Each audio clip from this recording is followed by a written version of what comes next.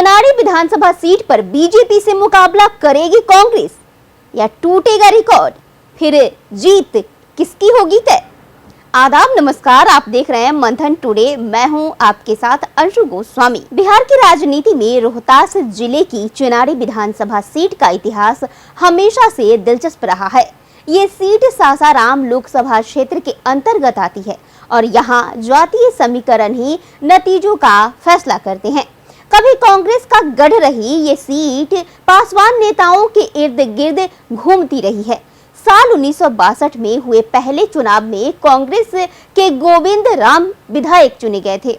इसके बाद 1967 और 1969 में कांग्रेस ने छठू राम को मैदान में उतारा और लगातार जीत दर्ज की। साल 1972 में समीकरण बदला और हिंदुस्तानी शोषित दल के राम बच्चन पासवान ने कांग्रेस को धूल चटा दी। 1977 में जनता पार्टी की लहर चली तो वहीं राम बच्चन पासवान फिर जीतकर विधानसभा पहुंचे। 1980 में कांग्रेस इंदिरा के दूधनाथ पासवान ने जीत दर्ज की, जबकि 1985 में लोक दल के टिकट पर छेदी पासवान विजेता बने। साल 1990 और 1995 में जनता दल के जवाहर पासवान लगातार 2 बार विधायक बने, तो वहीं 2020 में आरजेडी ने छेदी पासवान पर भरोसा जताया और जीत पक्की की। वहीं 2005 में राजनीति कर बटली और फिर फरवरी और अक्टूबर दोनों चुनाव में जदयू उम्मीदवार लल्लन पासवान ने जीत हासिल की।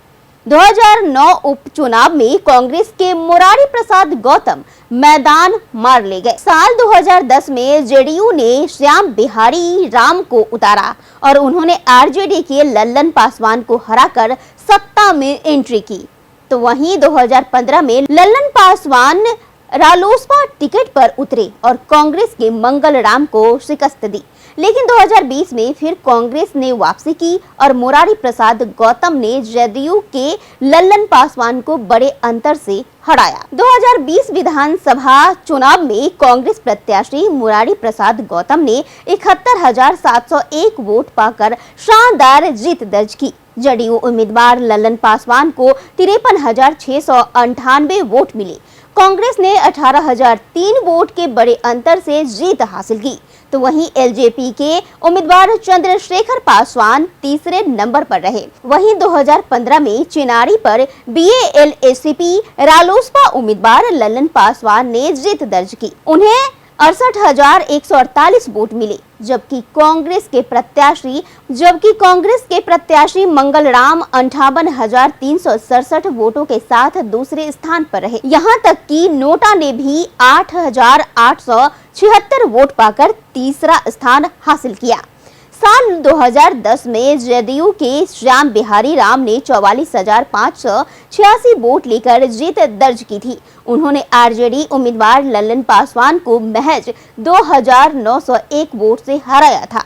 वहीं अगर बात करें तो कांग्रेस के मुरारी प्रसाद गौतम तीसरे स्थान पर थे। दरअसल साल 2005 में हुए दोनों चुनावों में जदयू के लल्लन पासवान ने अपनी पकड़ मजबूत दिखाई, तो वहीं अक्टूबर चुनाव में उन्होंने आरजेडी के जवाहर पासवान को 17,741 वोटों से शिकस्त दी। हालिया 2024 लोकसभा चुनाव में चिनारी विधानसभा क्षेत्र से कांग्रेस को बीजेपी पर मात्र 1,557 वोट की बढ़त मिली और ये नतीजा साफ इशारा करता है कि चिनारी का समीकरण अब बेहद नाजुक है। यहाँ पर वोट का महत्व है और जातीय आधार पर गणित साधना ही उम्मीदवारों की मजबूरी है। ये नतीजा साफ इशारा करता है कि चिनारी का समीकरण अब बेहद नाजुक है। यहाँ पर वोट का महत्व है और जातीय आधार पर गणित साधना ही उम्मीदवारों की मजबूरी है। चिनारी में कोयरी, यादव, ब्राह्मण, राजपूत और मुस्लिम मतदाता निर्णायक भूमिका निभाते हैं। पासवान वोट यहाँ निर्णायक रहे हैं और यही वजह है कि हर चुनाव में पासवान नेता ही मुख्य मुकाबले में दिखते हैं। 2020 में कांग्रेस की जीत में चिराग पासवान की भूमिका अहम रही थी। उस वक्त उन्होंने जदयू के खिलाफ उम्मीदवार उतारकर एनडीए के वोट काट दिए थे, जिससे कि कांग्रेस को फायदा हुआ। लेकिन अब हालात बदल चुके हैं। चिराग पासवान एनडीए का हिस्सा है और चिराग अपने वोट बैंक को पूरी तरह से जदयू के झोले में डाल दे तो कांग्रेस के लिए चिनारी सीट बचा पाना बेहद मुश्किल हो जाएगा। चुनारी विधानसभा का इतिहास साफ करता है कि यहाँ मुकाबला कभी सीधा नहीं रहा। कांग्रेस, जदयू, आरजेडी और पासवान फैक्टर ने हर बार चुनाव को रोचक बनाया है। 2020 में कांग्रेस ने बड़ी जीत दर्ज की थी, लेकिन 2024 चुनाव के नतीजे बताते हैं कि कांग्रेस की जमीन खिसक सकती है। और इस बार चुनारी में कांग्रेस के सामने सबसे बड़ी चुनौती होगी पासवान वोटों का ध्रुवीकरण। यही तय करेगा कि क्या कांग्रेस अपनी सीट बचा पाएगी या फिर एनडीए उसे छीन लेगा। अगर आप निष्पक्ष पत्रकारिता को सपोर्ट करना चाहते हैं तो मंथन टुडे को ज्यादा से ज्यादा लाइक, सब्सक्राइब, शेयर, फॉलो जरूर करें। और हाँ, कमेंट कर जरूर बताएं कि मंथन टुडे की ये खास पेशकश आपको कैसी लगी।